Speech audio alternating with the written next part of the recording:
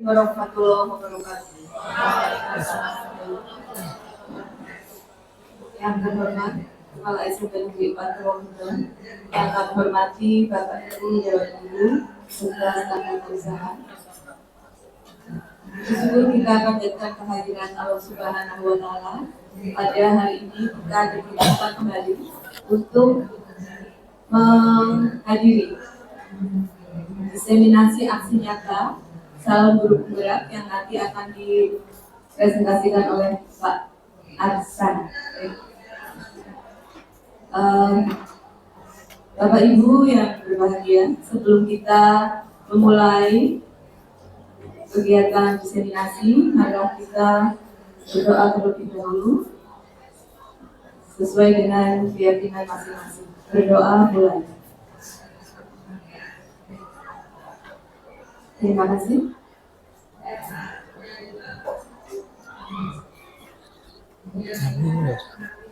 Dibicaranya nggak usah ya. Langsung aja. Oke Bapak Ibu,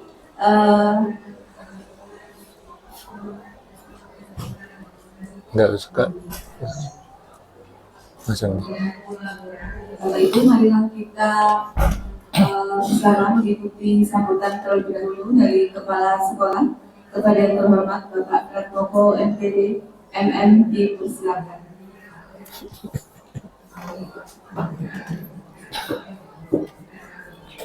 Assalamualaikum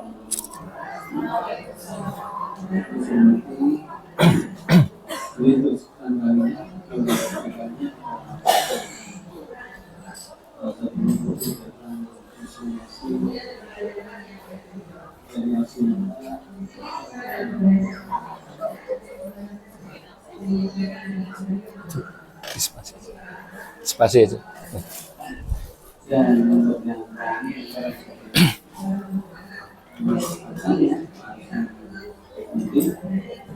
dengan tema seperti kemarin budaya positif, modulnya tentang penghargaan dan respect. Untuk semuanya yang saya ini kemudian nanti apa yang saya akan bisa tetap yang kita terapkan dengan kita nanti sedikit kita akan untuk kebaikan dan nanti kalau ada hal yang belum jelas bisa ditanyakan langsung dengan nanti itu bisa lagi. Saya sendiri juga belum paham nanti bisa belajar ini nanti dari dulu yang bisa bersama dengan pasal bisa Waalaikumsalam. Terima kasih kepada Bapak Kepala Sekolah.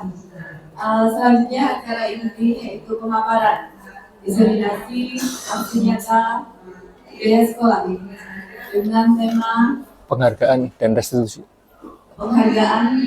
Restitusi yang akan dipresentasikan oleh Bapak Arsan Krisandi. Kepada Bapak Arsan, silakan.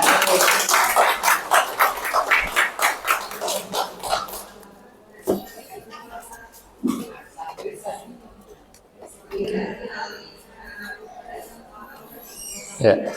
Assalamualaikum warahmatullahi wabarakatuh.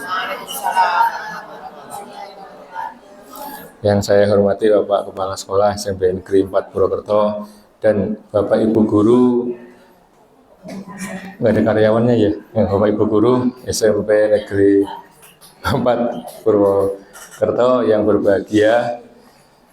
Sebelum memulai, saya ingin memberikan semangat karena ini yang setiap pagi kalau saya dengan anak-anak saya berikan biar anak-anak itu ketika sampai itu semangat ya. Nanti saya akan menyampaikan selamat pagi, tapi ada jawaban khusus ya. Jawaban khusus ini ketika saya di lapangan biar anak-anak semangat, saya harapannya juga Bapak Ibu nanti semangat ya. Ketika saya sampaikan selamat pagi, nanti Bapak Ibu jawabannya 3 kali, pagi, tetap semangat, tarik ke belakang, luar biasa. Saya tambahkan kolaborasi dengan SMP 4, begitu luar biasa, SPEN Pak melesat, tapi tangannya agak gini ya. Saya kemarin lihat pada gini takutnya dikira Hitler nanti. Ini Nazi ini. Maka saya anak agak ada 4 sedikit penpa melesat. Jadi ada angka 4-nya ini, yang 4 ini maksudnya. Ini bukan ini aja takutnya guru-guru sejarah IPS ini neo. Oke, begitu ya, bisa ya Pak Ibu ya? Ya, oke. Selamat pagi. Pagi. Tetap semangat. Luar biasa. Spenpa melesat. Ya.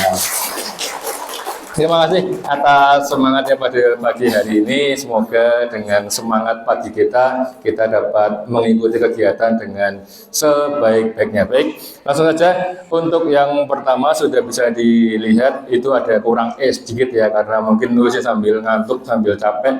Penghargaan dan restitusi apa itu? Nanti kita akan belajar di dalamnya. Kita akan bersama-sama mencari tahu apa yang ada di dalam budaya tersebut. Nggak apa, saya aman.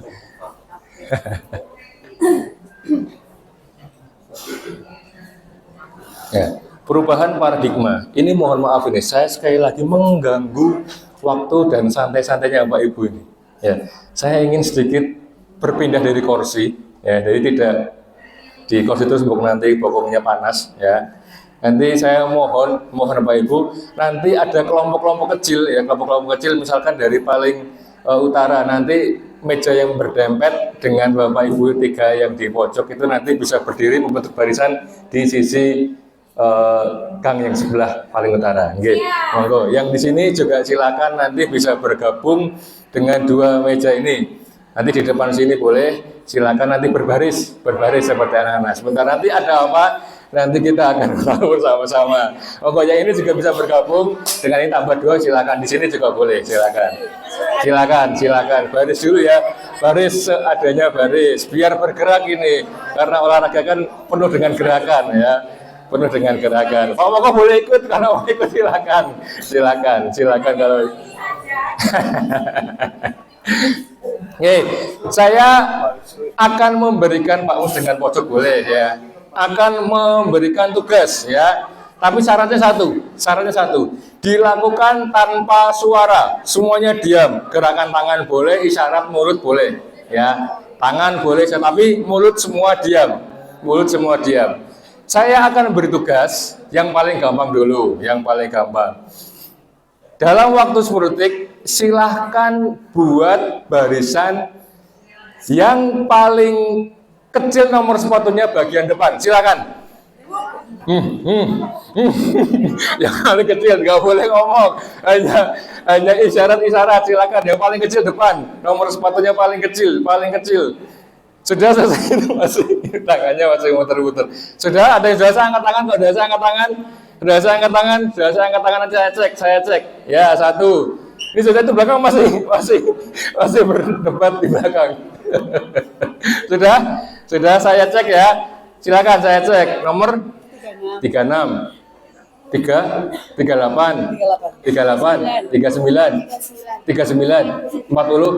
40 ya. Pas, oke, coba yang ini. Yang depan berapa?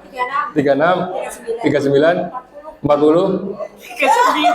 Salah ya, kelompok ini salah. Ya nanti ya. Coba yang ini, kelompok ini ya. Berapa? 37, 38, 39. Oke, yo yang ini berapa? 36, 41, 42, 43. Oke, beri tepuk tangan ya. Salah tadi, beri tepuk tangan biar semangat ya. Ya siap ya, begitu ya. Yang kedua,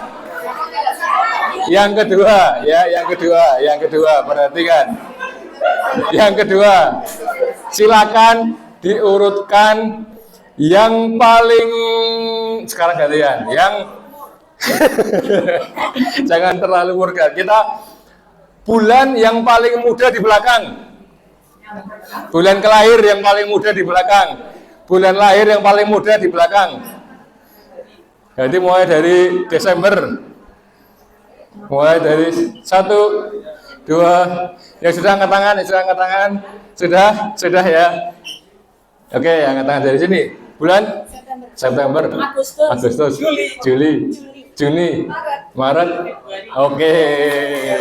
Coba ini yang kedua. Agustus, Agustus, Juni, Juni, April, April, Maret, Maret, Februari. Oke, semakin cepat dan pintar ya. Ayo. Desember, Desember, September, Juni, Mei, Mei, April, April. Maret. Oke, ya yang terakhir coba ini dibalik, terakhir pindah tempat, Wah, jadi terakhir Januari. Oh, enggak Januari. Salah ya. Oke, tepuk tangan buat Bapak Ibu, silakan kembali. Silakan tiba-tiba Januari. Silakan duduk. Silakan duduk. Terima kasih.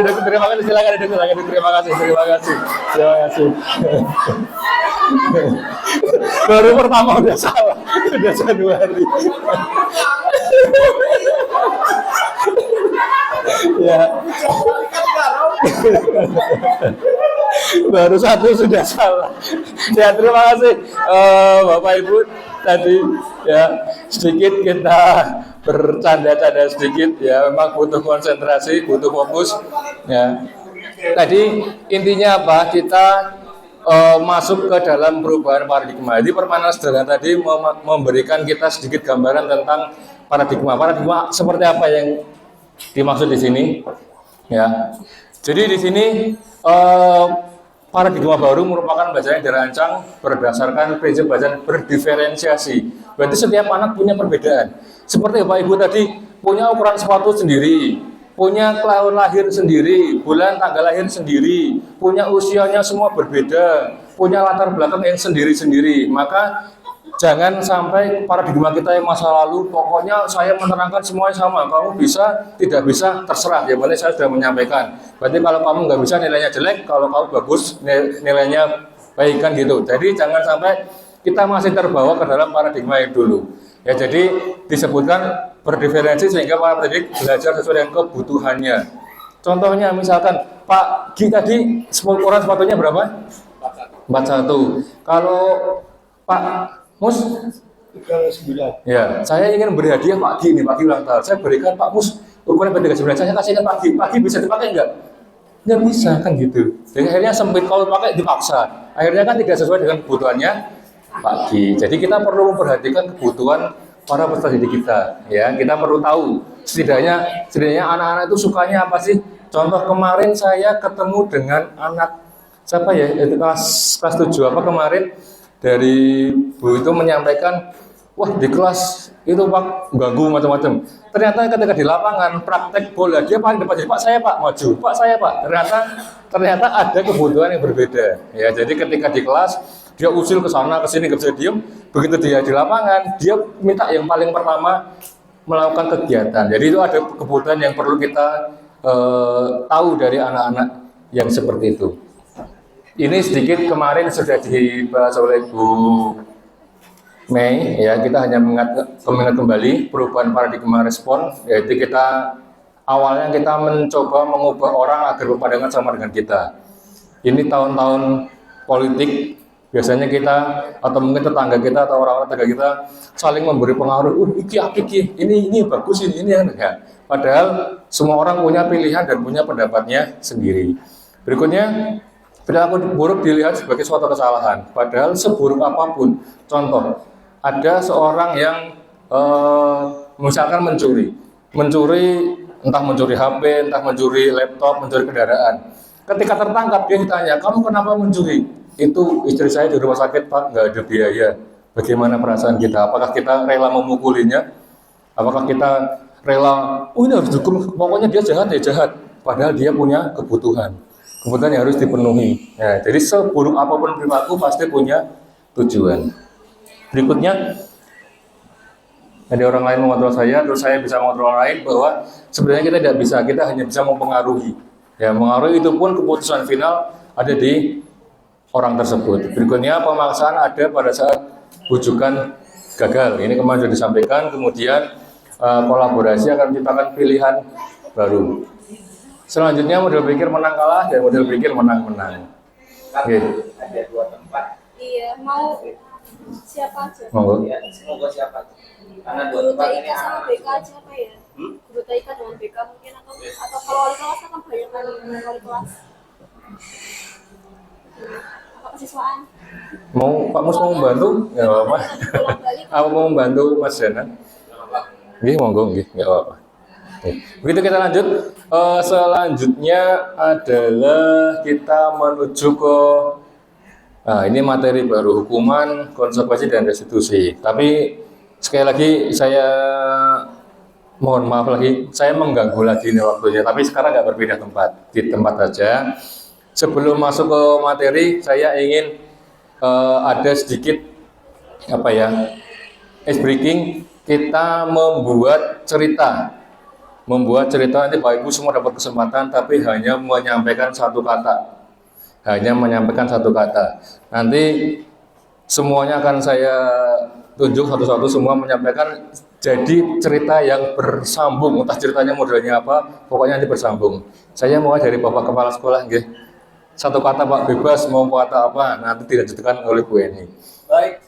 Baik. Jadi kata harus jadi baik sekali. Sekatan. Bukan, nggak nyambung nanti. Baik sekali. Biar bisa nyambung dari cerita yang panjang. Baik sekali.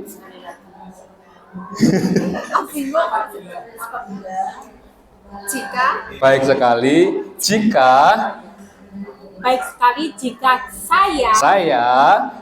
Jika saya melakukan kegiatan tepat waktu. Baik sekali jika saya melakukan kegiatan tepat waktu.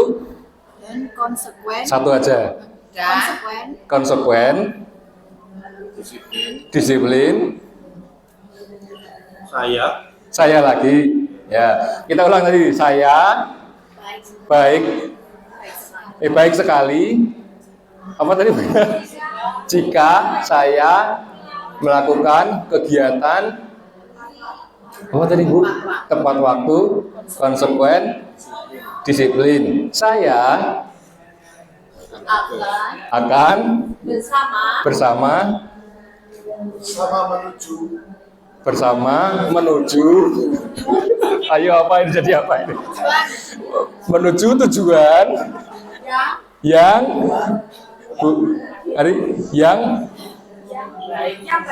lebih baik lagi. Kita ulang lagi dari tadi. Baik sekali apabila jika saya melakukan kegiatan tepat waktu, konsekuen, disiplin, saya Bu Mai tadi akan bersama menuju tujuan yang telah direncanakan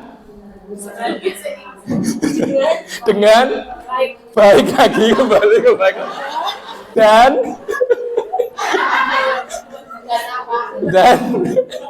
tepat waktu lagi balik lagi tepat waktu terus dan tepat waktu. Ayo. Sehingga sukses. Ayo titiknya apa titiknya? Sehingga sukses berlari. Tujuannya kita mau berlari ya. Sebenarnya judulnya lari. Kita muter-muter konsekuensinya judulnya sukses berlari. Terima kasih Pak Aziz. Ya, ternyata membuat cerita itu susah ya. Susah. Kenapa? Karena kita tidak punya rencana.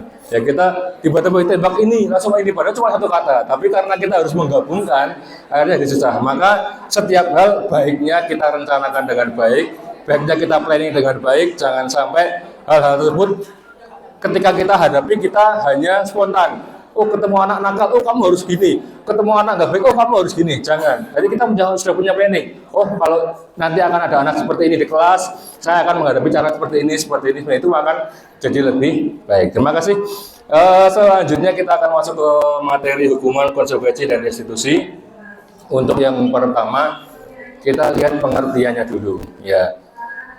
Tadi hukuman. Ya. Hukuman merupakan bentuk paksaan dari pelanggaran terhadap suatu aturan atau keyakinan. Jadi dipaksa, misalkan suatu orang mendapat hukuman itu dia dipaksa. Dia suka dan suka harus karena dia melakukan pelanggaran. Ya, tidak ada rencana, tidak ada sebelumnya dia tidak tahu mau akan jadi seperti apa. Pokoknya dia dapat sesuatu yang tidak menyenangkan bagi dia. Yang berikutnya konsekuensi itu bentuk pertanggungjawaban. Ya, tanggung jawab atas perilaku yang memberikan contoh. Kita menumpahkan air di mejanya pagi, contoh saya akan tanggung jawab, saya cari pel, saya lap, saya bersihkan sampai kembali seperti semula. Atau mungkin mengganti barang yang rusak, misalkan kita menjatuhkan misalkan ke botol minumnya pecah, kita berusaha mengganti, itu namanya konsekuensi, itu pertanggungjawaban atas perilaku kita. Yang berikutnya ini restitusi. Apa itu restitusi? Kemarin ditanyakan Pak Moko, ya, itu intinya adalah menciptakan kondisi bagi murid untuk memperbaiki kesalahan mereka, ya, sehingga mereka bisa kembali kepada kelompok mereka dengan karakter yang lebih kuat. Kenapa kok kembali ke kelompoknya? Ya, ini pertanyaan. Ya. Ketika siswa itu misalkan melakukan pelanggaran, contoh dia ketahuan mengambil uang di kelas, uang bendara katakanlah, itu bagi teman-teman yang lain pasti itu oke, pencuri, hati-hati, sudah melabeli label negatif.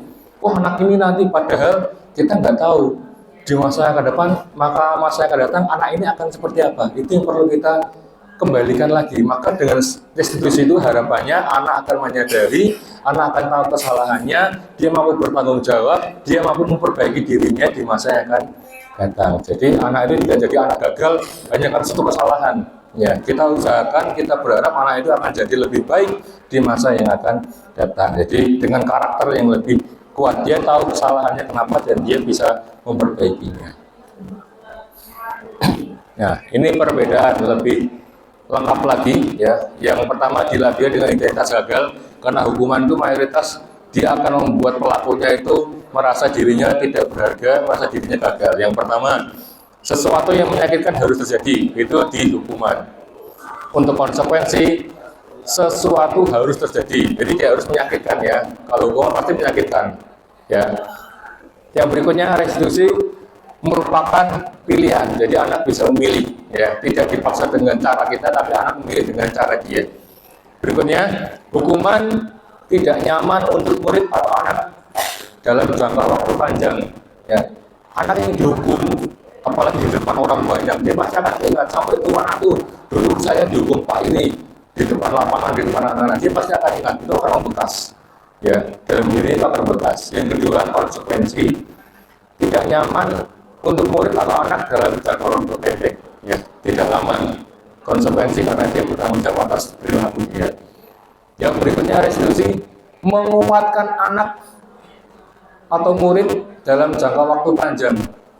Berarti di sini maksudnya anak itu nanti ketika dia melakukan kesalahan, dia tahu cara menyelesaikannya. Jadi di masa yang akan ketika dia misalkan memecahkan kaca, dia tahu, bukan lari kabur. Enggak, kalau dulu anak-anak mungkin ya main bola kena kaca pada lari semua. Tapi harapannya dengan restitusi ini, nanti anak-anak bilang, iya ternyata saya salah, saya datang, Pak saya minta maaf memecahkan kaca, Pak nanti saya akan berusaha menggantinya. Dia akan tahu bentuk tanggung jawabnya untuk akan jadi anak seperti apa. Berikutnya, untuk hukuman yang ketiga, korban mendapatkan keadilan, ya jelas, karena ada tadi pelakunya mendapatkan sanksi, ya. Yang berikutnya, korban bisa diabaikan. Contoh, ketika saya menjatuhkan gelas atau minumannya pagi, ya pagi dibiarkan nggak apa-apa, ya nanti saya tanggung jawab bersih selesai, ya. Tapi kalau direstitusi, korban mendapatkan ganti. Saya misalkan, pagi maaf saya tumpahkan, saya isikan lagi pagi, contoh misalkan seperti itu. Itu bedanya sedikit mirip tapi agak sedikit berbeda. Yang berikutnya, murid atau anak akan tersakiti ketika dihukuman, tadi disampaikan di sebelumnya, menimbulkan trauma yang panjang. Yang konsekuensi, murid dibuat tidak nyaman, tapi dia tahu, itu kalau saya salah berarti saya harus seperti ini. Berikutnya restitusi, murid mendapatkan penguatan. Nanti karakternya berikutnya dia akan jadi lebih baik. Saya kemarin melakukan kesalahan dan seperti ini. Besok saya tidak akan mengulanginya lagi. Dia tahu kenapa melakukan ini salah dan bagaimana kalau saya salah harus mempertanggungjawabkannya. Berikutnya, untuk hukuman perilaku pasif agresif meningkat. Ada anak-anak yang justru malah melawan. Ketika kita hukum, dia justru semakin memberontak, semakin melawan kita, semakin tidak mau, ya, semakin dia merasa, oh aku nggak mau ngapain. Dia merasa dia punya kekuatan untuk melawan, dia akan melawan. Kemudian di konsekuensi penguatannya bertahan dalam jangka waktu pendek. Yang restitusi masalah terpecahkan. Akhirnya anak mau melakukannya dengan kesadaran dirinya. Yang berikutnya, sistem tidak akan berjalan bila murid tidak takut. Tadi barusan saya sampaikan, ketika kok anak itu hidupnya di rumah dengan lingkungan premanisme, kelompoknya, teman-temannya semua anggota preman, semua tidak sekolah. Apakah hanya dengan hukuman? Ayo pusat, dia mau? Belum tentu. Dia mesti akan melawan. Enggak mau, Pak. Dia bisa melawan. Terutama ini di anak-anak SMA, SMK, kalau kita terapkan hukuman yang seperti itu, dia bisa melawan. Jadi kemarin beberapa bulan yang lalu kita melihat di sekitar Demak apa Purwodadi, ada guru yang sampai dibacok sama muridnya sendiri karena dihukum, nggak mau, dia pulang bawa golok dibacokkan ke gurunya. Pernah melihat kita ya, pernah dengar ya waktu itu ya. Itu karena dia berani, ya, tidak takut. Nah, ini kalau kita hukumannya seperti itu, dia bisa menjadi melawan balik. Justru malah kadang kita yang kerepotan, apalagi kalau anak-anak usia yang lebih dewasa. Yang berikutnya, memerlukan monitoring dan supervisi terus-menerus untuk konsekuensi, memastikan bahwa itu berjalan terus, ya. Kalau kita misalkan lengah sedikit, misalkan di pembiasaan di sholat duhur, kita setiap hari ngontrol, nyatet, sekali waktu kita tidak hadir karena ada kepentingan di luar, bisa jadi anak tidak sholat, sembunyi di belakang, itu kan perlu monitoring. Tapi kalau restitusi, ya, murid belajar bertanggung jawab untuk perilakunya. Berarti kita kembangkan dirinya murid bahwa oh ternyata sholat itu penting bagi diri saya, ya, bukan untuk orang lain, bukan untuk guru-guru saya, tapi untuk diri saya sendiri. Selanjutnya ada berlaku pada sebuah institusi, ya. Kalau di sini dihukum misalkan pakai sepatu putih dihukum, tapi di tempat lain belum tentu, karena di tempat lain punya aturan sendiri. Berikutnya, membantu penerapan mengikuti peraturan dalam masyarakat. Untuk konsekuensi yang ke restitusi fokus pada pemecahan masalah dalam jangka waktu panjang. Jadi restitusi itu fokus pada pemecahan masalah. Selanjutnya peraturannya adalah kamu harus. Ya, kalau di konsekuensi apa peraturannya? Mampukah kamu melakukannya? Kemudian terima kasih kamu sudah melakukannya. Kalau di restitusi, apa yang kamu yakini, apa yang kamu lakukan untuk memperbaiki masalah ini? Anak ditawarkan. Jadi anak berpikir, oh bagaimana saya bisa memperbaiki hal ini semua. Itu di restitusi. Berikutnya, di hukuman yang berikutnya, anak atau murid akan membenci peraturan. Jadi kalau ada istilah peraturan ada untuk dilanggar. Satunya ini, karena anak nggak suka. Anak benci dengan aturan kok macam-macam misalkan. Aturan kenapa kok rambut nggak boleh gondrong? Apa hubungannya dengan kecerdasan Pak? Toh saya gondrong tetap ranking 1. Gimana kita menjawabnya? Itu jadi pertanyaan besar. Ya, bagaimana kita menjelaskan kenapa kok sekolah siswa itu harus rambutnya rapi, tertib, tidak gondrong? Itu kenapa? Kita jadi pertanyaan besar bagi kita untuk menjelaskan dengan baik. Berikutnya, di konsekuensi anak menghormati peraturan, dan yang berikutnya tidak bicara tentang pengaturan. Kalau di restitusi, anak menghormati dirinya dan orang lain karena dia melakukan karena dasar dirinya yang butuh dan tahu bahwa orang lain juga butuh dihargai. Seperti itu. Kalau ini negatifnya, ini kata-katanya ya, awas kalau dilakukan lagi, awas kamu, itu hukuman. Kalau berikutnya netral atau di konsekuensi, dia lakukan apa yang saya katakan karena kamu sudah salah, maka kamu kayak gini nih. Ini contohnya. Untuk positifnya di restitusi itu, apakah hal ini yang ingin kamu lakukan? Apakah dia mau nggak melakukan seperti ini? Kalau enggak, kenapa? Kalau iya, kenapa? Dia harus sadar. Berikutnya, mode paksaan mendorong menyalahkan diri, terus responnya mendorong kepatuhan, dan teori kontrolnya mendorong disiplin positif. Jadi anak-anak disiplin positif dalam diri, di dalam diri sendiri, tidak karena takut dihukum ataupun takut di yang lainnya. Kemudian konsep dirinya buruk, konsep diri baik, sedangkan restitusi konsep diri kuat.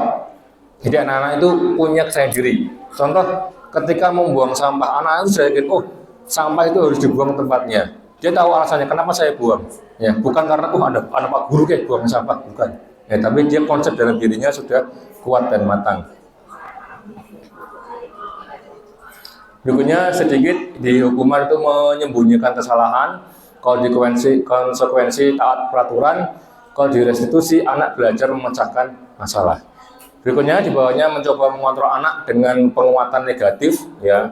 Kemudian di konsekuensi mengontrol anak dengan penguatan positif, dan di restitusi dirinya yang megang kendali kontrol, dia yang menentukan dia mau jadi anak baik atau tidak, dia yang menentukan, dia mau bertanggung jawab seperti apa, dia yang menentukan.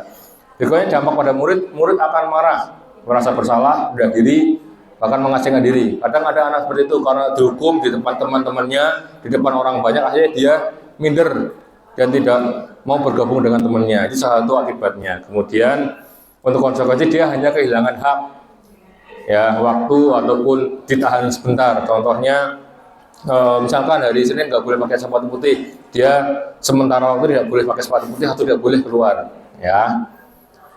Berikutnya untuk restitusi, anak tidak kehilangan waktu namun bersemangat untuk memperbaiki diri. Jadi fokusnya adalah perbaikan diri anak. Kemudian tiba-tiba tidak diharapkan sangat melukai, itu untuk hukuman yang konsekuensi sudah diketahui, masuk akal. Yang restitusi, undangan untuk mengadakan restitusi, yaitu perbaikan, diskusi. Hukuman dibuat guru, konsekuensi dibuat guru dan murid, sedangkan restitusi dibuat oleh murid. Jadi anak sendiri yang menentukan apa yang akan dia lakukan. Berikutnya menyakitkan, guru menjalani konsekuensi dengan menyalahkan, mengkritik, menyindir, merendahkan. Kalau di konsekuensi membantu guru menyatakan peraturan, guru hanya melaksanakan peraturan yang ada. Berikutnya di restitusi menguatkan guru, menyebutkan keyakinan kelas, membimbing kenakalan cara berpikir restitusi pada murid ataupun anak. Nah, ini kesimpulannya, hukuman itu bersifat tidak terencana atau tiba-tiba. Ya, biasanya tiba-tiba. Ya, kita datang ada anak melanggar, kita hukum, selesai. Anak atau murid tidak tahu apa yang akan terjadi, tidak dilibatkan. Hukuman bersifat satu arah dari pihak guru yang memberikan, dan murid hanya menerima suatu hukuman tanpa melalui kesepakatan atau pengarah dari guru. Sedangkan konsekuensi sudah terencana ini, sudah disepakati, ya, dan sudah dibahas oleh guru dan murid. Seperti yang kemarin kita buat itu, atau peraturan atau keyakinan sekolah sudah ditandatangani orang tua, sudah tahu. Umumnya dibuat, bentuknya dibuat oleh guru dan murid mengetahui sebelumnya konsekuensi akan diterima bila ada pelanggaran. Sedangkan restitusi, ya ini, yaitu mengajarkan murid mencari solusi untuk masalah mereka dan membantu murid berpikir tentang orang seperti apa yang mereka inginkan dan bagaimana mereka harus memperlakukan orang lain. Nah, ini jadi membangkitkan diri murid untuk sadar bahwa dia tuh besok akan jadi seperti apa sih, akan terus orang lain akan diperlakukan seperti apa, ya. Karena ini kemarin ada suatu quote dari Ki Hajar Dewantara bahwa merdeka itu dia bukan sebebas-bebasnya. Merdeka itu kita bisa menghargai diri dan orang lain. Itu merdeka. Kalau orang masih sepenaknya sendiri itu belum merdeka. Dia masih seperti penjajah, ya, semaunya sendiri tanpa memperhatikan kepentingan orang lain.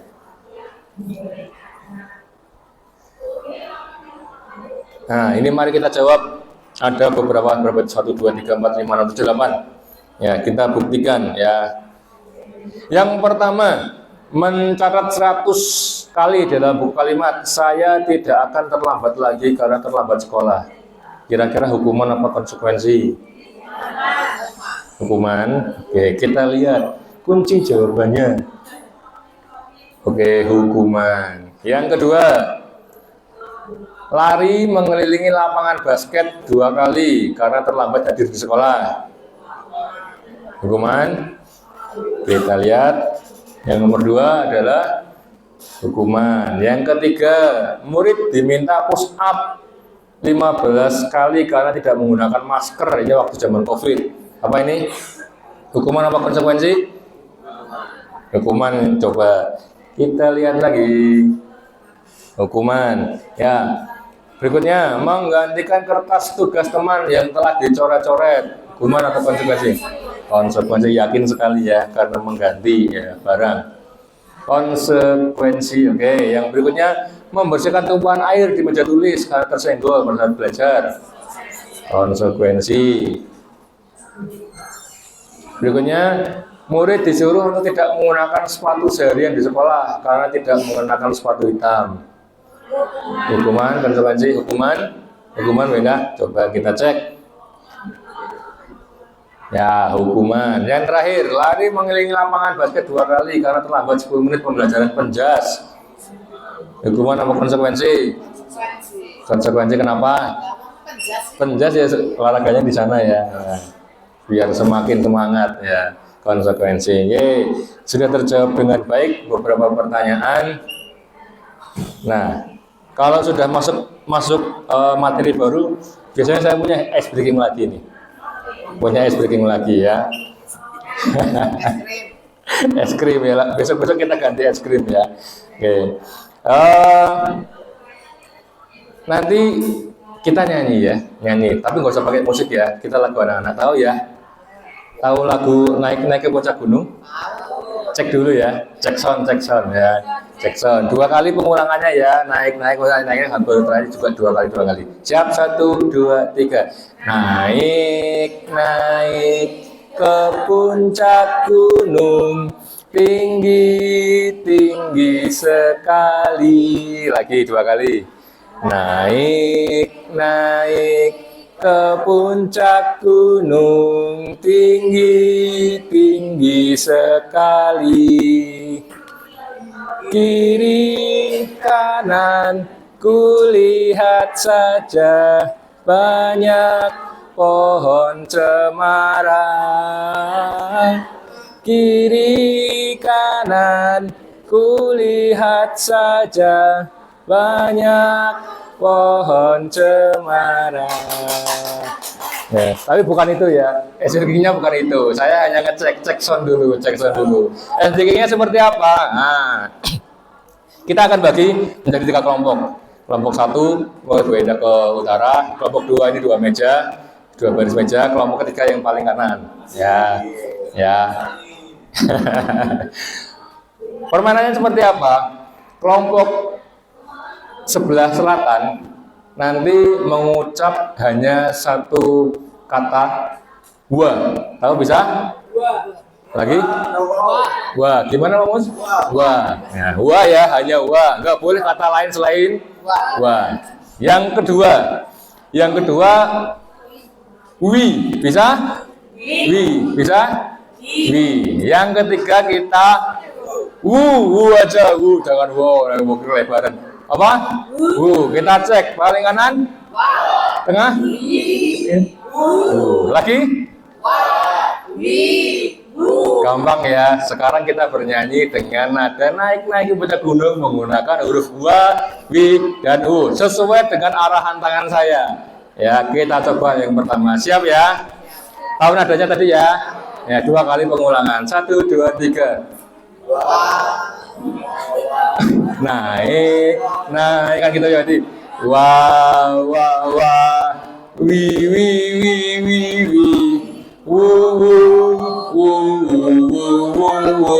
lagi. Yuk depan.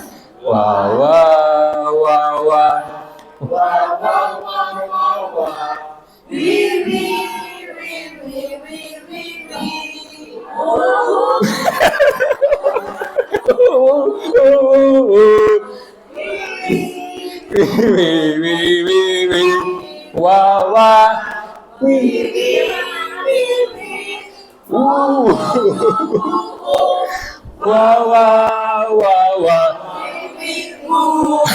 Ya, terima kasih tepuk tangan buat Bapak Ibu semuanya.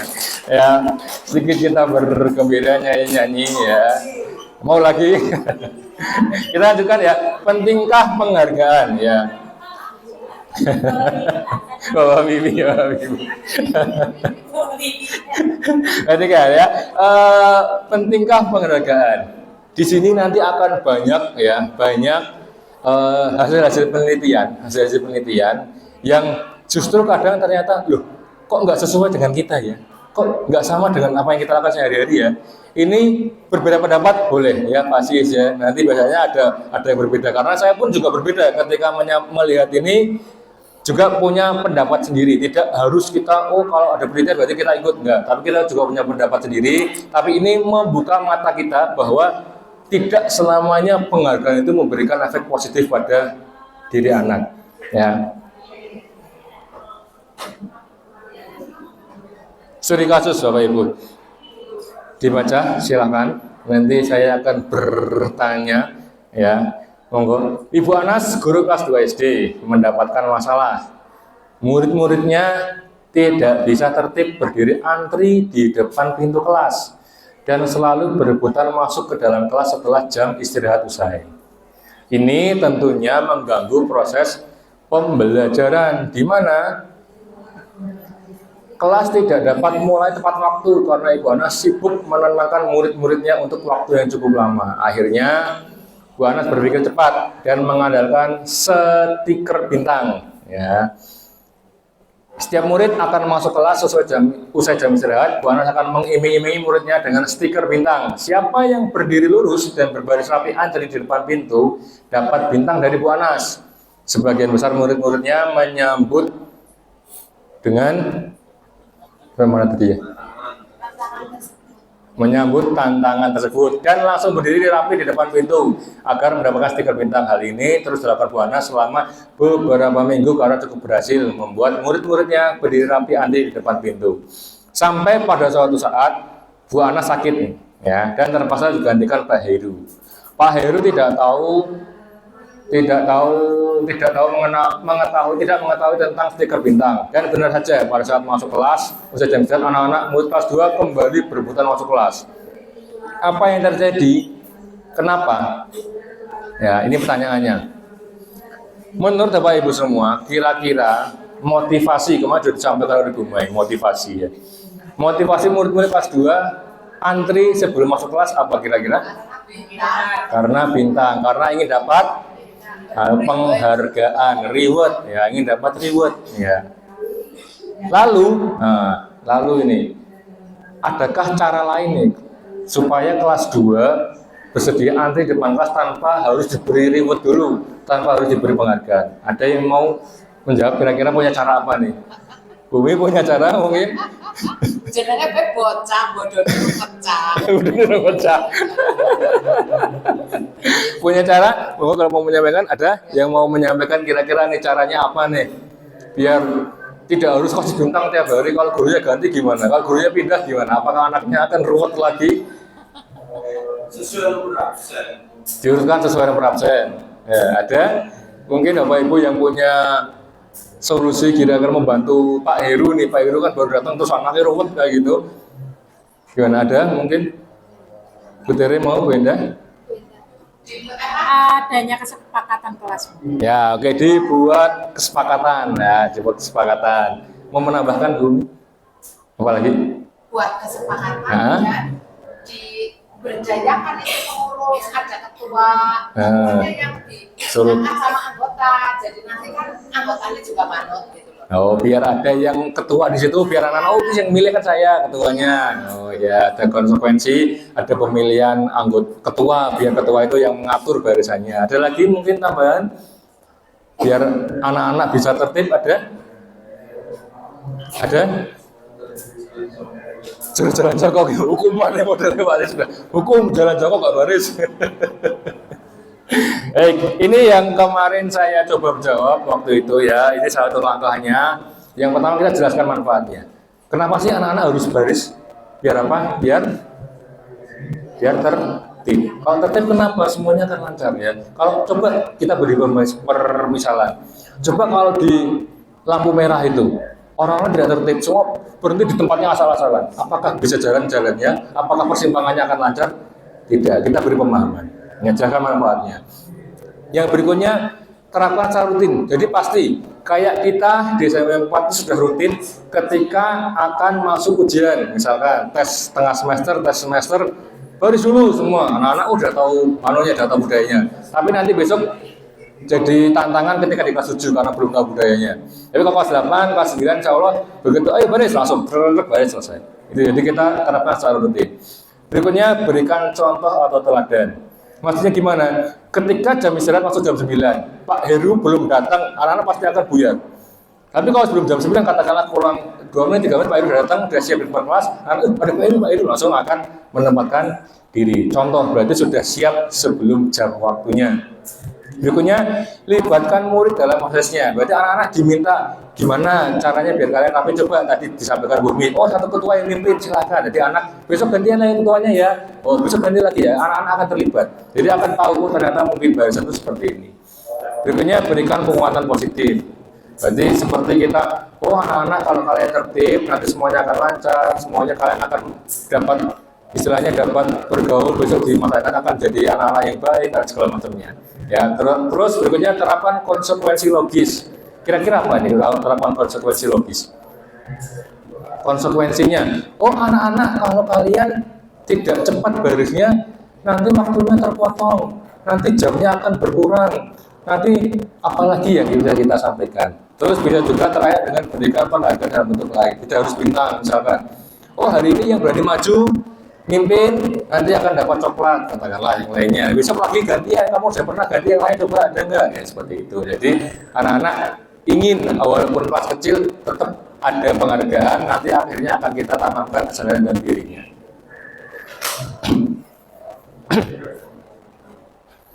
Nah ini yang bisa didapatkan oleh kita semua ya.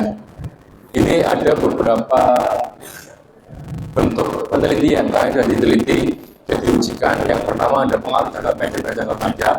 Kemudian penghargaan tidak efektif, penghargaan merusak hubungan. Kok bisa penghargaan merusak hubungan?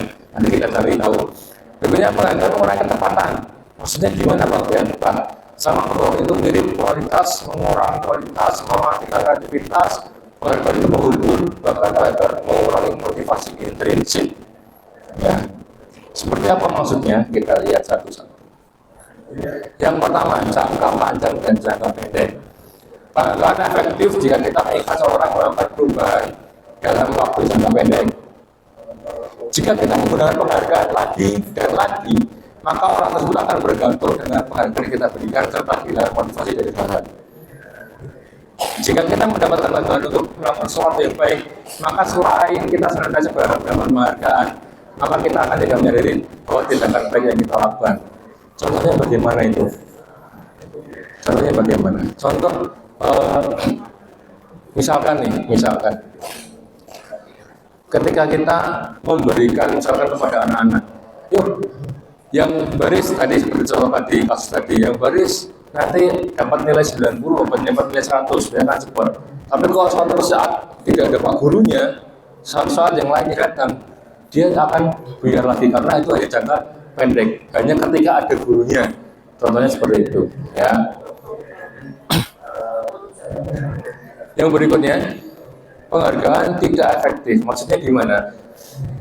Penghargaan adalah suatu benda peristiwa yang diinginkan, yang dibuat dengan persyaratan. Hanya jika melakukan sesuatu, maka Anda akan mendapatkan penghargaan yang diinginkan. Jika saya mengharapkan suatu penghargaan dan tidak mendapatkannya, maka saya akan kecewa dan berkecil hati, serta kemungkinan lain kali saya tidak akan berusaha sekeras sebelumnya. Jika kita memberikan seseorang penghargaan untuk melakukan sesuatu, maka kita harus terus-menerus melakukan penghargaan itu. Jika ingin orang pun melakukan sesuatu yang kita inginkan. Jadi ada orang itu menunggu kita kasih dulu baru dia bergerak. Mungkin sudah tahu lah contohnya ya seperti yang diungkapkan Bu Enda, Bu Umi dan kawan-kawannya. Kadang ada beberapa oknum yang tidak mau bergerak kalau tidak ada rewardnya, tidak ada penghargaannya. Nggak ada sangune, ngapain nggak ada sangune? Ya, nggak ada uang ini, nggak mau. Ya, itu jadi kebiasaan yang buruk, jadi tidak baik, tidak efektif. Ya itu, jadi orang tersebut tidak sadar dengan tanggung jawab sendiri, tapi dia menunggu adanya reward atau penghargaan. Yang berikutnya, penghargaan merusak hubungan. Maksudnya gimana ini? Coba kita lihat bersama-sama. Ketika seorang penghargaan itu dipuji di depan orang banyak, maka yang lain akan merasa iri dan sebagian tidak akan menyukai orang tersebut. Bisa terjadi nggak? Bisa. Bisa ya. Bisa. Contoh, misalkan saya dengan Pak Siis nih sama-sama penjas, saya buat contoh ya Pak Siis ya. Ya sama-sama penjas. Tapi ketika ada apa-apa itu panggil Pak Siis, lama-lama saya, jadi Pak Siis terus nyong juga guru penjas sudah tahu dijaki. Nah, misalkan ya, tapi enggak, insya Allah enggak Pak Siis ya. Enggak. Saya selalu diajak Pak Siis, terima kasih. Contohnya seperti itu, ada orang yang justru malah akan membenci ketika orang lain dapat ya, karena dia pengen tapi nggak pernah dapat. Contohnya seperti itu. Terus ada lagi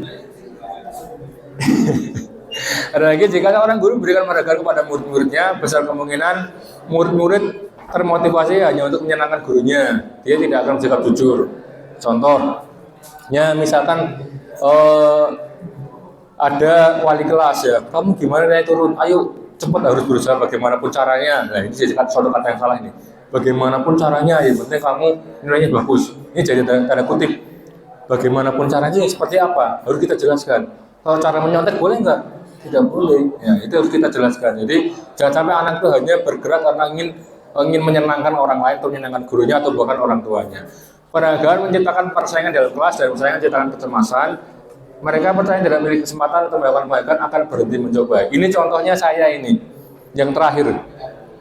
Yang tidak memiliki kesempatan mendapatkan akan berhenti mencoba. Contohnya kenapa? Ketika saya jalan sehat, lah kemungkinannya akan temen, terserah sebenarnya datang terus pulang, nggak pernah nungguin kupon sampai selesai lah, percuma, nggak pernah dapat. Jadi yang penting saya jalan sehat udah. Jadi tujuan saya itu bukan untuk mencari itu, tapi saya ganti tujuannya bahwa saya hanya ingin sehatnya, tidak ingin hadiahnya, percuma nunggu sampai sore nggak pernah dapat. Ya itu contohnya. Ya jadi saya waktu itu jadi pesimis, akhirnya mengubah supaya tidak pesimis, saya ubah mindsetnya jadi saya ingin sehatnya, tidak ingin hadiahnya. Begitu contohnya ya. Berikutnya penghargaan mengurangi ketepatan. Ini penelitian, riset ya, ini bisa diperdebatkan. Ya. Riset, sekelompok anak laki-laki berusia 9 tahun diminta untuk melihat gambar-gambar wajah atau gambar-gambar gitu ya. Dan mereka harus memberitahukan jika wajah tersebut sama atau berbeda. Gambar-gambar tersebut hampir sama. Beberapa dari mereka diberi penghargaan dalam bentuk uang pada saat mereka memberikan jawaban yang benar, sementara yang lain tidak. Akhirnya dari kelompok tersebut, anak yang akan dijanjikan uang justru lebih banyak membuat kesalahan. Karena dia pengen kalau cepat dapat uang sih, ini sama, ini tidak, ini sama. Akhirnya dia yang penting jawab cepat, dan akhirnya hasilnya banyak yang salah daripada tidak diberi penghargaan. Ya, dia tidak punya motivasi apa-apa, dia hanya ingin menjawab dengan benar, selesai. Tapi ketika ada penghargaan, justru akan semakin berkurang, ketepatannya akan semakin berkurang. Yang berikutnya menurunkan kualitas. Ya, menurunkan kualitas. Pengamatan dilakukan oleh sekelompok mahasiswa yang sedang kerja praktik sebuah surat kabar. Saat itu mereka belajar menuliskan sebuah artikel tentang sebuah judul berita utama. Seiring waktu, mahasiswa tersebut semakin mampu bekerja dengan cepat. Kemudian ada beberapa mahasiswa yang dibayar setiap judul utama yang mereka mampu hasilkan. Dan setelah beberapa lama, mahasiswa baru ini yang sekitar saya semakin berhenti berkembang. Dia ngejar cepat, ngejar dapat penghasilan, ngejar dapat upah. Akhirnya justru yang tidak menerima bayaran dia terus berusaha untuk memperbaiki dirinya. Tapi ini jadi kalau menurut saya pribadi bisa jadi dua sisi mata uang. Ya, satu sisi ketika yang belum menerima bayaran dia berusaha. Ketika dia dapat, apakah akan jadi seperti itu lagi? Nah, dia kan berusaha supaya nanti akan diangkat beritanya dan dapat uang. Tetap motivasinya kan hampir sama, hampir mirip. Jadi bukan bisa kita katakan dia murni karena dia mengembangkan diri, belum tentu. Siapa tahu dia mengajar juga. Aku juga pengen kayak itulah biar dapat dibayar juga, bisa jadi. Ini jadi hal yang bisa kita perdebatkan. Tapi secara umum sama. Biasanya kalau sudah dibayar itu dia agak turun. Tapi alhamdulillah moga-moga kita tidak, walaupun kita sudah dibayar selama sebulan sekali, walaupun sekali Ibu Umi ya. Tapi kalau bisa 3 kali ya nggak apa-apa. Walaupun cuma sekali, tapi kita berusaha sebaik-baiknya demi kebaikan atau kemajuan didik bangsa. Yang berikutnya, penghargaan menunjukkan kreativitas. Ini juga ada semacam penelitian juga. Murid-murid berpikir mengenai hadiah atau penghargaan bila berhasil menulis sebuah puisi. Kreativitas murid-murid ini menjadi berkurang dibandingkan dengan yang tidak diberitahukan tentang hadiah. Jika anak-anak diberi hadiah, nanti kalau kamu berhasil kan ada hadiah ini loh. Akhirnya mereka yang penting harus selesai, harus rampung, selesai. Ya. Terus berikutnya penelitian menunjukkan bahwa pekerjaan seni atau sebuah penulisan cerita menjadi kurang kreatif bila dijanjikan sebuah hadiah atau penghargaan. Contohnya, orang pelukis terkenal. Kamu saya beri waktu 10 hari, nanti akan saya bayar 1 miliar. Dia mau gambar, dia justru akan mandek. Aduh, gawe apa ya? Kudu harus buat apa ya? Dia akan semakin berhenti. Kreativitasnya akan berhenti. Ya, orang seni itu biasanya butuh kebebasan, butuh waktu yang luas, tidak tertekan, tidak dikejar-kejar sesuatu. Dia pokoknya pengen buat apa dia buat. Tapi kalau sudah ada target, sudah ada nanti akan ada seperti ini, dia akan justru akan kreatifnya akan berkurang. Jadinya akan asal-asal, yang penting jadi selesai. Ya. Berikutnya dalam tugas-tugas memecahkan masalah, para murid memakan waktu yang lebih lama dan memberikan jalan keluar kurang efektif saat mereka dijanjikan suatu penghargaan. Punya penghargaan menghukum, maksudnya gimana menghukum? Penghargaan menghukum. Mereka yang tidak dapat penghargaan, misalnya dalam sistem ranking, mereka yang dapat ranking kedua akan merasa paling dihukum. Karena anak-anak itu yang 3 besar biasanya ya, itu mesti punya, aku kudu rank 1, aku harus rank kelas, aku harus ini. Begitu dia kalah kok sama temennya, dia akan merasa sedih.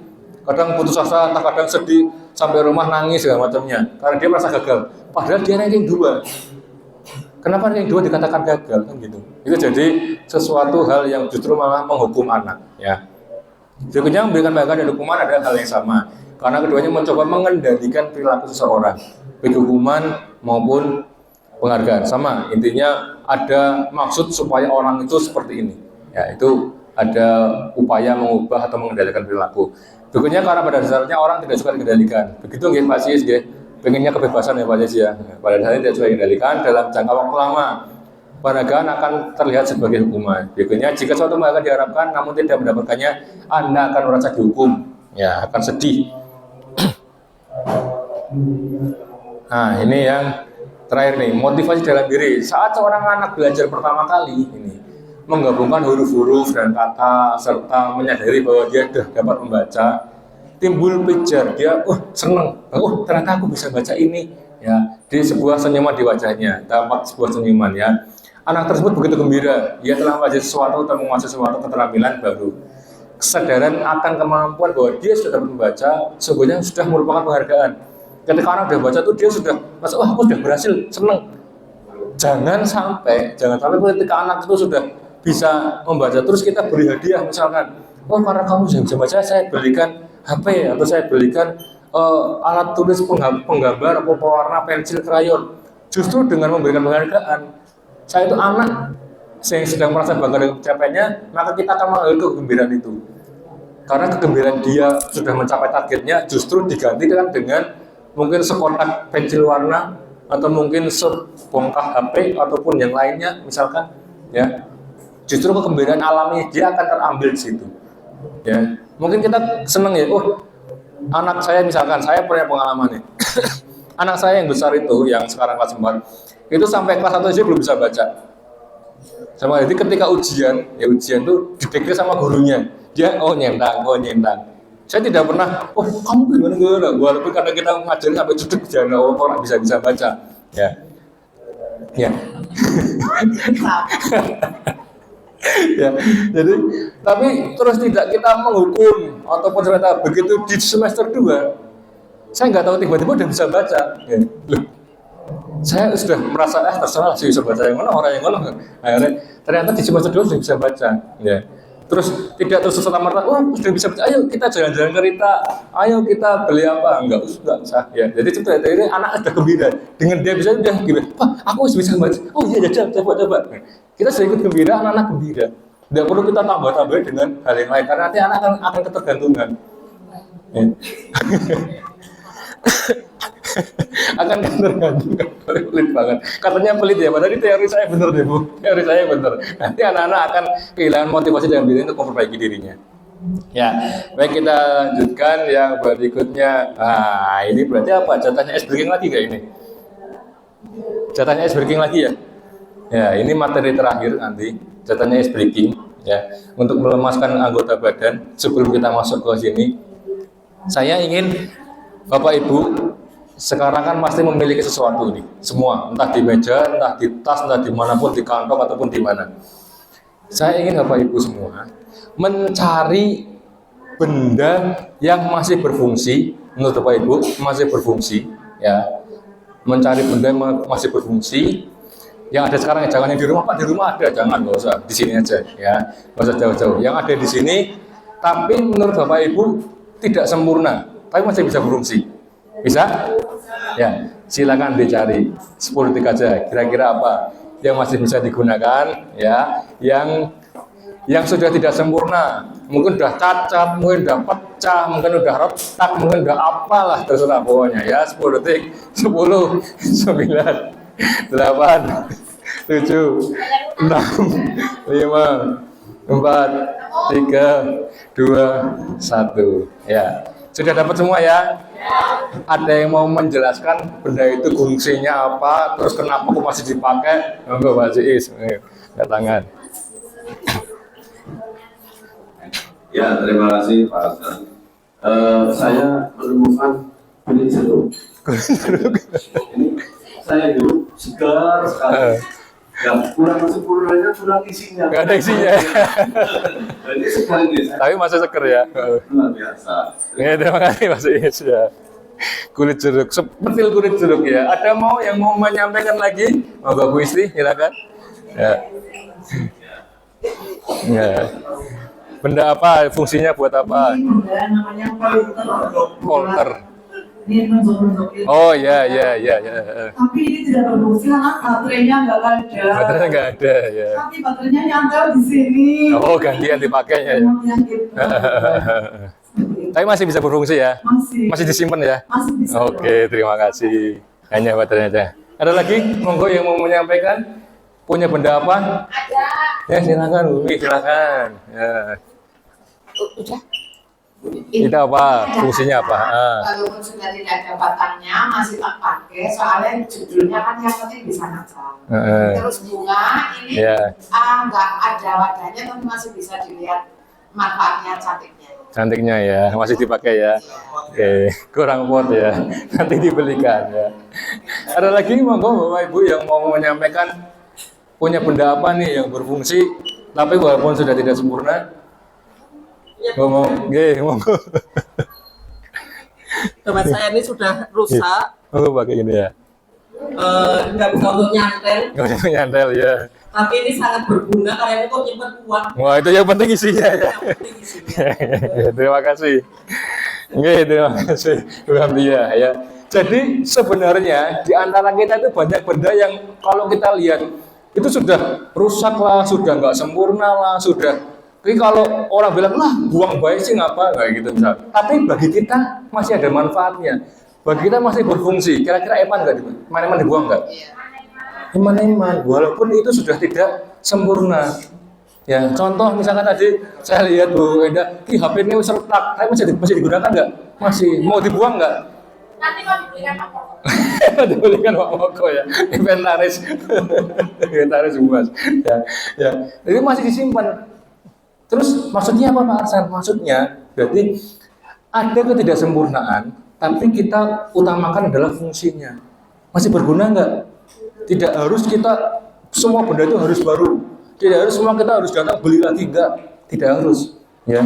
Justru dari kekurangan itu kita akan merasa, oh, yang penting ada fungsinya. Misalkan tadi dompetnya bukan dia, bisa nol aja nggak bisa. Tapi fungsinya apa? Menyimpan uang. Fungsinya coba kalau bukan dia kehilangan dompet itu, apa enggak nangis? Misalnya.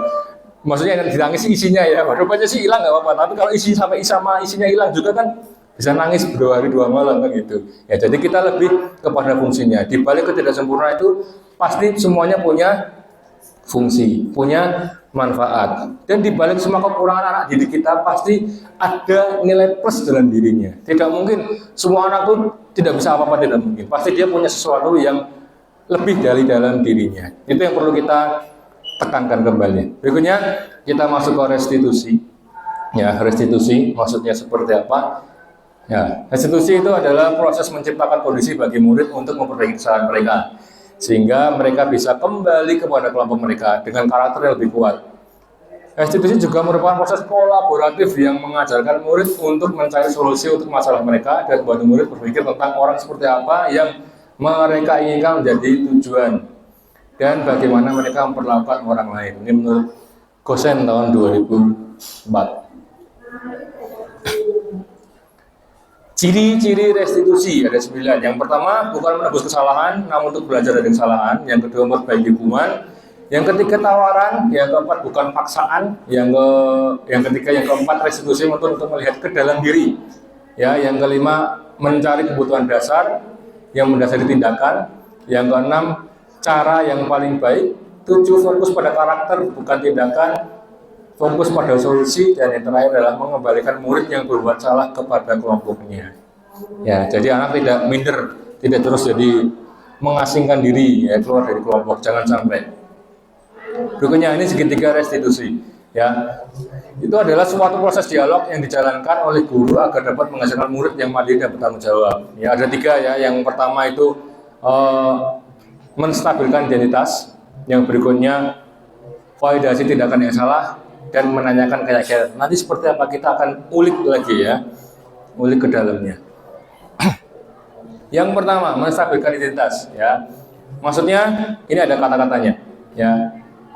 Membuat kesalahan adalah bagian dari proses pembelajaran. Yang pertama, berbuat salah itu wajar. Wajar tidak, Bapak Ibu? Wajar. Setiap orang pernah berbuat salah enggak? Pernah, ya. Tidak ada manusia yang sempurna. Bapak Ibu juga pernah melakukan itu. Ibu atau Bapak tidak akan mencari siapa yang salah. Ini kata-kata kita ya ketika melakukan menstabilkan identitas. Tapi Bapak atau Ibu ingin mencari solusi dari permasalahan ini. Ya, terus berikutnya bisa kamu berhak merasa seperti itu. Ini bagian 1.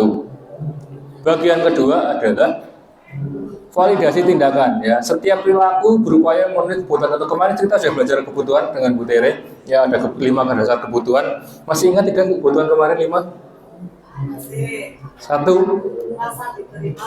yang diterima. Terus penguasaan. Ada lagi kebebasan, kesenangan. Yang terakhir adalah survival. Ya, kebutuhan dasar, makan, minum, sandang, pangan, contohnya. Ya, ada 5. Ya. Terus di sini kita bisa lihat validasi tidak salah. Kita bisa menanyakan, kamu pasti punya alasan untuk melakukan itu. Padahal kamu bisa melakukan yang lebih buruk dari ini ya, misalkan. Terus kamu patut bangga, kamu telah melindungi sesuatu yang penting buat kamu. Terus ada lagi, kamu melakukannya karena mempertahankan sesuatu yang penting bagimu. Ini validasi tindakan yang salah. Yang berikutnya adalah menanyakan keyakinan. Berdasarkan teori kontrol bahwa dasarnya kita akan memotivasi secara intrinsik. Kita menanyakan nih, apa keyakinan kelas kita? Nilai-nilai apa yang kita sepakati bersama? Ataupun kamu ingin menjadi orang yang seperti apa? Itu adalah bentuk yang ketiga, yaitu menanyakan keyakinan. Nah, ada video, saya bisa istirahat. Nggak bisa disajikan Bapak Ibu sebentar.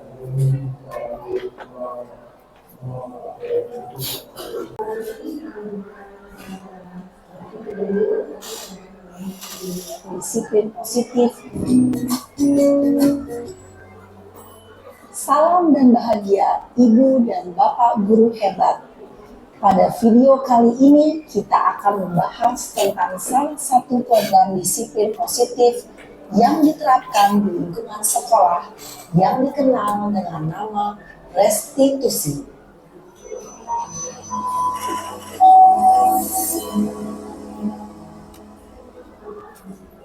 Restitusi dikembangkan oleh pakar pendidikan Diane Gosling, berlandaskan pada teori kontrol Dr. William Blaser. Segitiga restitusi adalah suatu proses dialog yang dijalankan oleh guru atau orang tua agar dapat menghasilkan murid yang mandiri dan bertanggung jawab.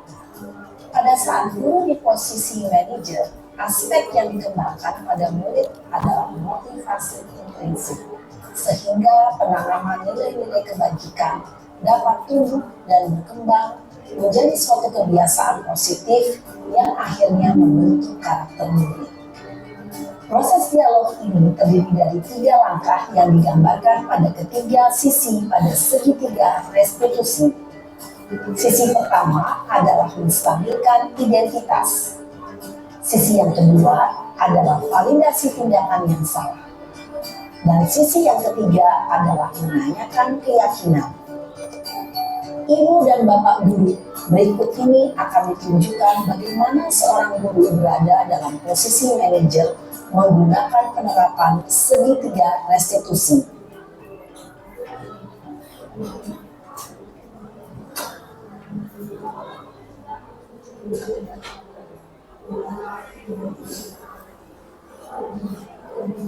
Siang Sarah. Siang Pak. Sudah lama nggak ketemu Sarah. Kenapa hari ini ada di sini? Kesel Pak, kesel banget. Masa aku dikatain tukang fitnah Pak? Ya aku marah lah. Aku balik ngatain Eka di depan kelas. Kesel banget. Oh begitu. Ya pasti kamu marah dan kesal. Bapak juga akan marah apabila ada yang menuduh Bapak seperti itu. Kemudian pada saat itu kamu mau melakukan apa? Ya saya langsung ngatain Eka lah Pak. Kesel banget. Saya bentak-bentak dia depan teman-teman lain. Oh begitu. Pasti kamu melakukan seperti itu karena suatu alasan tertentu kan? Iyalah, masa saya diam saja Pak? Ya saya bela diri lah. Masa saya dituduh tukang fitnah? Ya wajar lah. Mempertahankan harga diri itu sesuatu yang penting buat kamu. Untung kamu tidak bertindak lebih gegabah lagi. Hanya membentak-bentak. Iya Pak. Untung saya masih bersabar dan hanya membentak saja. Sudah gemes padahal, saya pasti bela diri lah. Ya pasti ya. Tapi kamu memilih untuk tetap bertahan dan bersabar. Kamu memilih untuk tidak berbuat lebih parah lagi kan? Iya. Nah, sekarang coba kita lihat lagi tindakan kamu yang bentak-bentak Eka di kelas. Tindakan kamu itu kira-kira sesuai dengan keyakinan kelas atau prinsip kamu tidak? Enggak lah Pak. Capek Pak jadi pemarah. Jadi keyakinan atau prinsip mana yang kurang sesuai dengan keinginan kamu? Ya, saya sebenarnya sangat menghargai orang lain. Mungkin saat itu saya menjadi emosi, jadi tidak menunjukkan sikap itu. Kamu meyakini tidak? Menghargai orang lain itu penting buat kamu. Yakinlah Pak. Iya, setuju. Kita harus saling menghargai. Namun, ada juga keyakinan yang kita sepakati yang perlu kita jalankan apabila kita sedang marah, kan? Ya, saya bisa lebih proaktif, mulai dengan diri sendiri. Saya bisa jadi lebih bersabar, mengambil waktu jeda untuk berpikir mau apa selanjutnya. Kira-kira kamu bersedia memperbaiki masalah ini tidak? Sedia Pak. Kalau kamu memperbaiki masalah ini, kamu akan menjadi orang seperti apa? Saya akan menjadi orang yang bertanggung jawab kali ya Pak. Dan senantiasa proaktif. Iya, menurut kamu bagaimana rasanya menjadi orang seperti itu? Ya nyaman lah, bangga bisa bersabar dan menahan diri. Baiklah kalau begitu. Yuk kita pikirkan bagaimana memperbaiki masalah ini.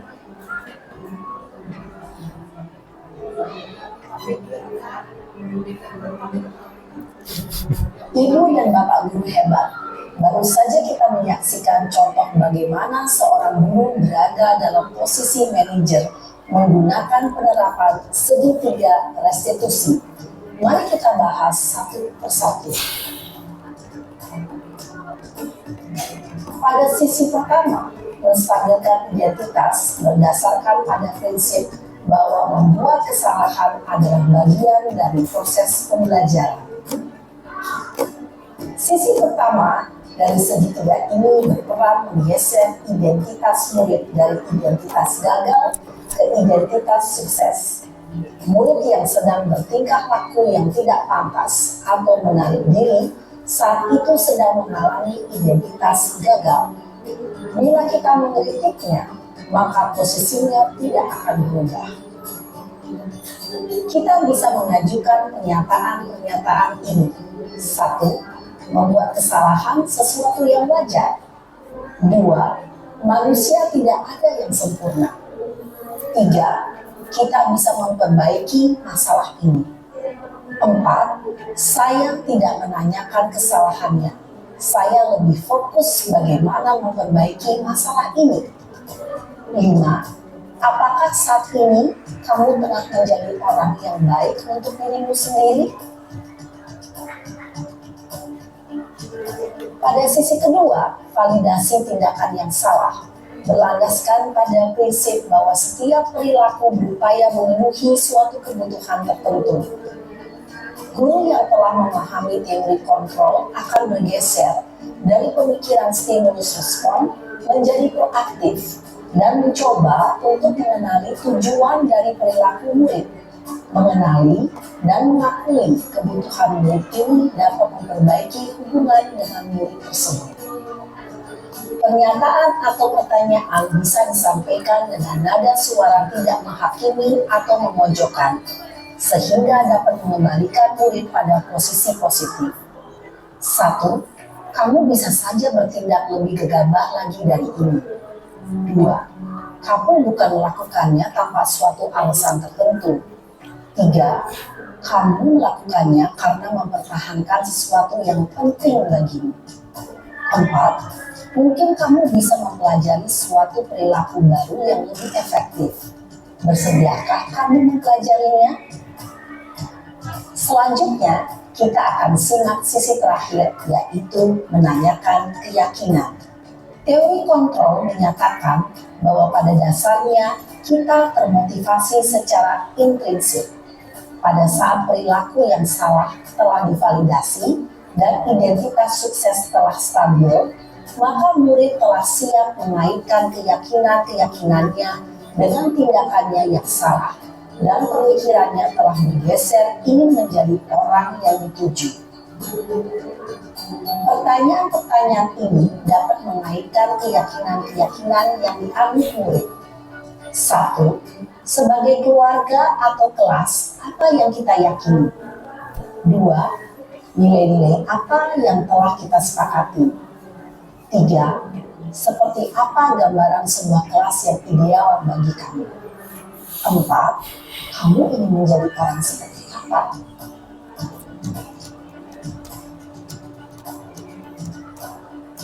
Dalam menerapkan segitiga restitusi, perlu diperhatikan beberapa hal, yaitu 1. Perilaku yang salah perlu dikaitkan dengan nilai-nilai atau keyakinan-keyakinan yang telah disepakati atau dituju. 2. Kesediaan orang yang melakukan kesalahan untuk memperbaiki masalah. 3. Pemecahan masalah sebisa mungkin relevan atau memiliki hubungan dengan masalah yang ada. 4. Usaha.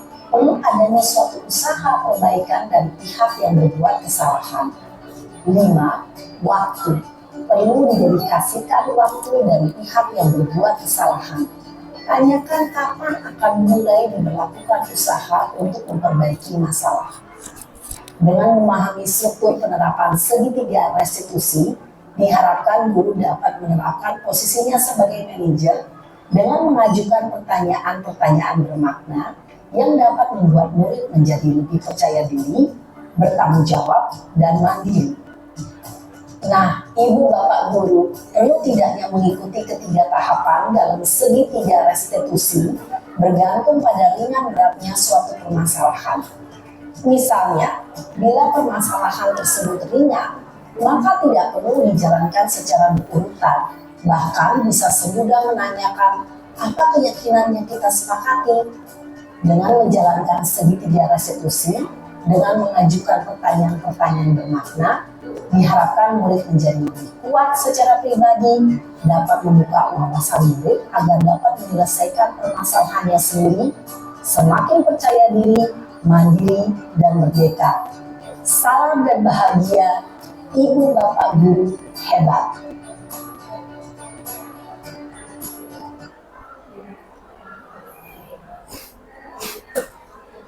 Baik, kita kembali ke slide. Ini saya ingin menunjukkan video pribadi, ya, tapi tidak vulgar, ya, karena ini videonya kemarin mendapat tugas untuk kita mencoba mempraktekkan segitiga restitusi. Semoga ini cukup menggambarkan dan bisa menjadi gambaran kita nanti ketika kita akan menghadapi anak itu seperti apa. Yang intinya ketika kita melakukan ini, baiknya secara pribadi, ya, baiknya karena kita menangani satu anak yang sedang ada masalah.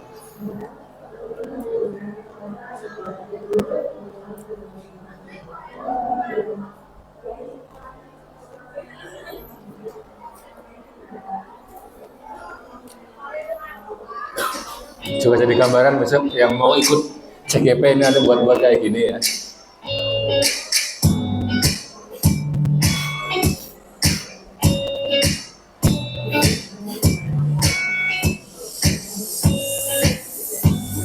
Ini ada kasus nanti, ya, contoh kasusnya anak memakai sepatu warna selain hitam, jadi ditentukan.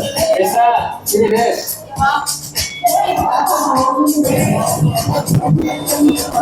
Nah, kamu tahu kenapa kamu saya panggil? Sangat ramai di lapangan. Kamu tahunya dari apa? Kamis Pak. Kamu tahu kira-kira dari tugas tentang kelas Makanya itu asisten dan sertifikat. terus sepatunya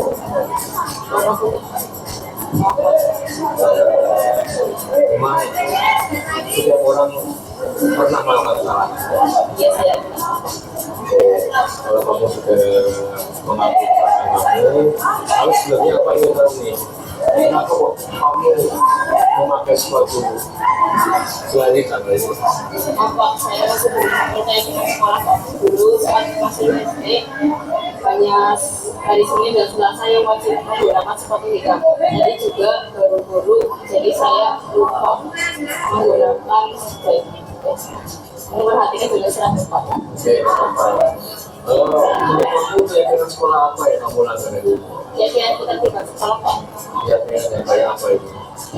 Memakai baju open dan menggunakan sepatu hitam saat hari Kamis. Baik, kalau kamu sudah tahu kesalahanmu, kemudian rencana kamu untuk memperbaiki kesalahan pemuda ini gimana? Saya akan keluar rumah untuk mengantarkan sepatu hitam ke sekolah Pak.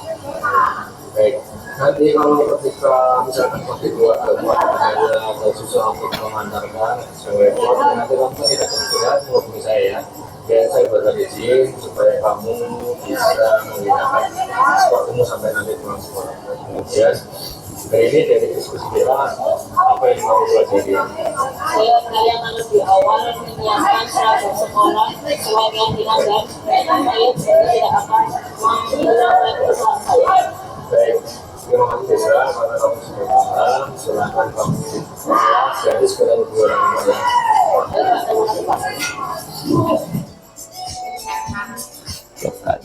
Ini yang kedua, Jawi mecahin kaca ini. Dan kaca di kelas.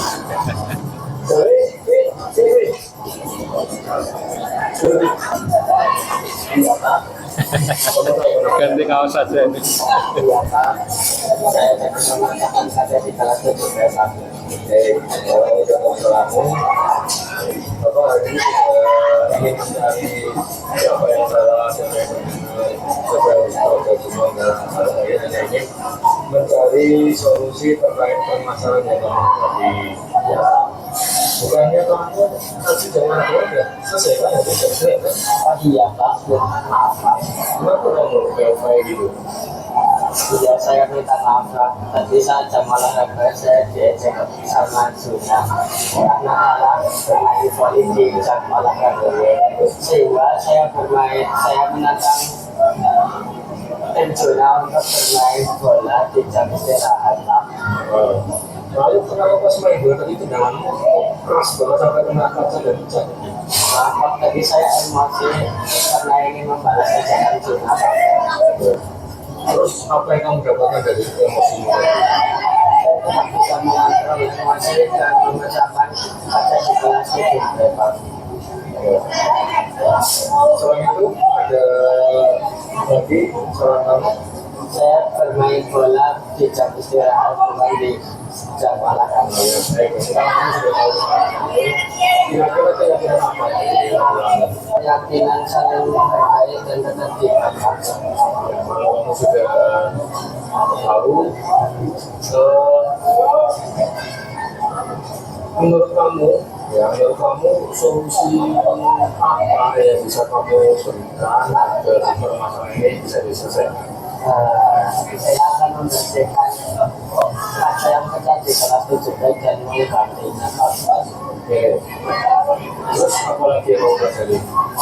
Saya mempelajari untuk lebih mengontrol emosi dan tidak pernah terjadi di jam olahraga. Baik, jadi karena kamu sudah tahu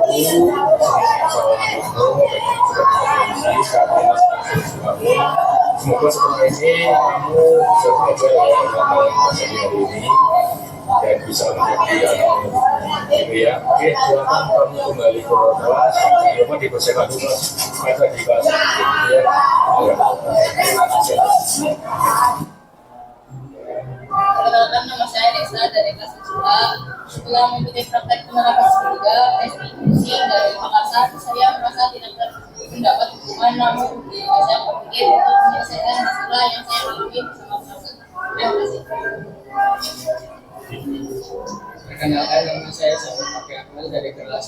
Setelah mengikuti praktek penerapan segitiga, saya tidak merasa takut dan merasa gagal. Saya bisa mengatakan Segitiga. diskusi untuk menyaksikan permasalahan yang saya timbulkan dan mencari solusi tanpa saya merasa takut dan tertekan. Sekian dari saya, terima kasih.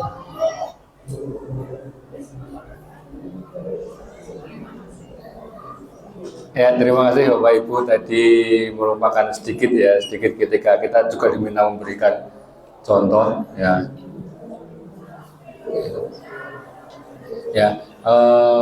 Bagaimana kita menerapkan karena tadi saya sampaikan untuk segitiga situs itu kita baiknya secara person individu, jangan di kelas karena nanti tidak bisa fokus untuk mengembangkan diri siswa ya.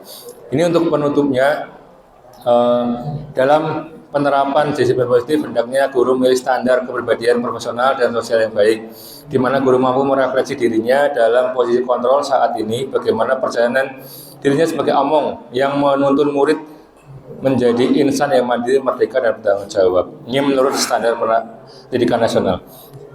Tapi sebelum saya akhiri, nanti saya masih ada satu ya, mungkin agak sedikit melenceng, tapi ini bagi saya luar biasa. Mungkin bagi sebagian Bapak Ibu guru mungkin yang muda-muda sudah update atau mungkin yang lainnya sudah pernah melihat lewat di videonya. Saya ingin kita merenung bersama dari video yang saya anggap cukup bagus ya. Sambil nyanyi nanti juga boleh. Ya, ini lagu dari Sal Priadi. Kalau mau nangis ya gak apa-apa.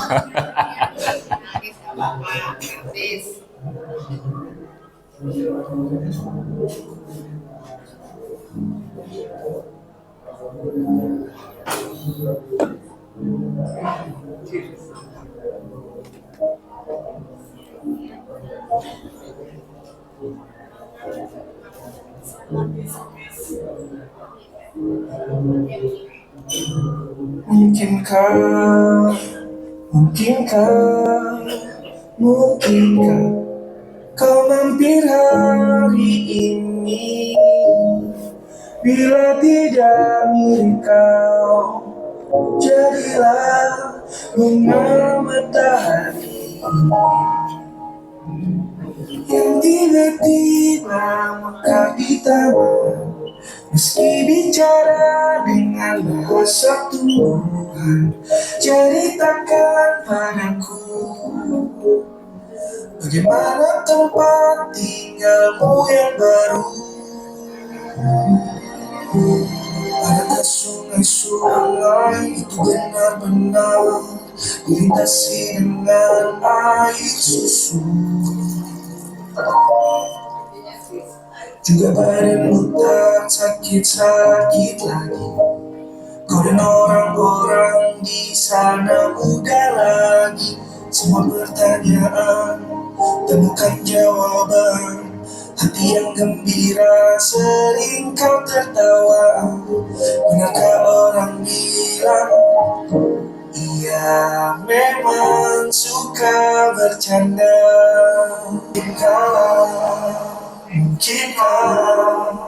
Mungkinkah kau mampir hari ini? Bila tidak sekarang, janji kita pasti kan bertemu lagi.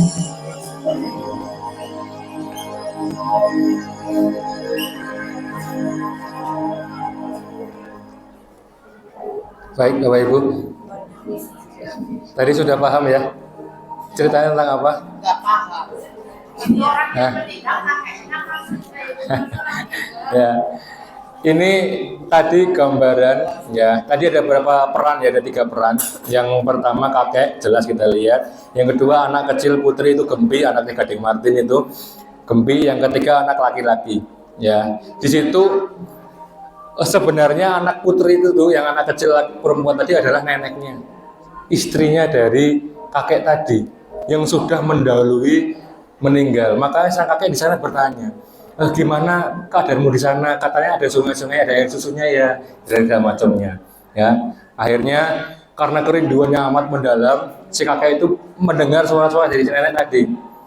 Suatu saat Akhirnya karena neneknya itu suka dengan bunga matahari, maka kakeknya berusaha membuat bunga matahari, menari-nari, pokoknya nggak sedih lah. Pokoknya berusaha nggak sedih karena neneknya nggak ingin kakek itu terasa sedih. Akhirnya sampai pada masanya kakek itu meninggal dan datanglah anak laki-laki itu adalah kakeknya yang meninggal tadi.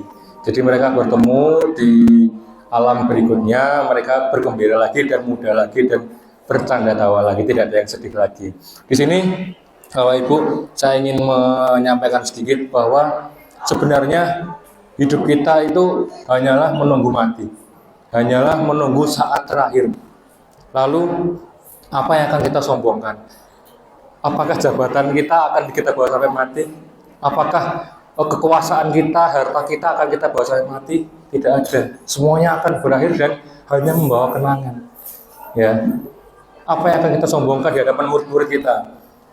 Kita sekarang pintar, kita sekarang luar biasa di hadapan murid-murid kita. Tapi 10 tahun, 20 tahun, 30 tahun, kita mau jadi apa? Hanya jadi seorang kakek nenek yang lemah yang tidak bisa apa-apa. Saya gerentesnya di sini adalah ketika saya ingat ternyata kedua orang tua saya sudah pada masa ini, ya, sudah pada masa kakek dan nenek. Nah, jadinya saya tidak bisa membayangkan kalau sampai pada fase itu bagaimana saya. Mungkin saya sekarang saat ini jauh, sepertinya jauh, tapi ketika saya dihadapkan dengan hal itu, apakah saya bisa menerimanya? Apakah saya bisa menghadapinya? Ya. Bapak saya tahun kemarin sudah pensiun, ibu saya tahun depan. Jadi kan masa ini kan sudah sebentar lagi. Apa yang akan kita sombongkan nanti, kan gitu? Apa yang bisa kita bawa nanti? Apakah kita jadi orang bermanfaat? Apakah kita akan meninggalkan warisan yang baik bagi anak-anak kita? Kan gitu. Ya, jadi saya ingin mengajak Bapak Ibu, guru semuanya, jadilah guru-guru yang meninggalkan warisan yang baik. Jadilah guru-guru yang mampu memberikan inspirasi bagi anak-anak kita. Sesungguhnya kita tidak punya apa-apa sebenarnya. Kita hanya titipan, kita hanya sementara di sini. Tapi kalau kita bisa meninggalkan sesuatu, itu akan nantinya akan membekas dan memberikan semangat pada anak-anak didik kita pada masa yang datang. Demikian, terima kasih Bapak Ibu semuanya atas perhatiannya. Saya cukupkan. Bila taufiq hidayah, wassalamualaikum warahmatullahi wabarakatuh. Saya kembali kepada Miss Mei.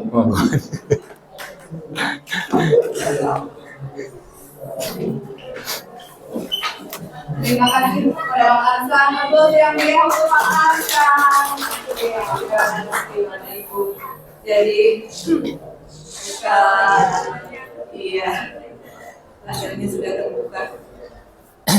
Berarti kita highlight yang terakhir tadi yang dari Pak Arsan, jadilah kita mendidik guru-guru orang tua yang dapat menjadi inspirasi bagi peserta didik lainnya, meninggalkan pelajaran yang berharga, yang bermakna, sehingga mereka akan mengenang terus desa-desa kita. Amin ya rabbal alamin.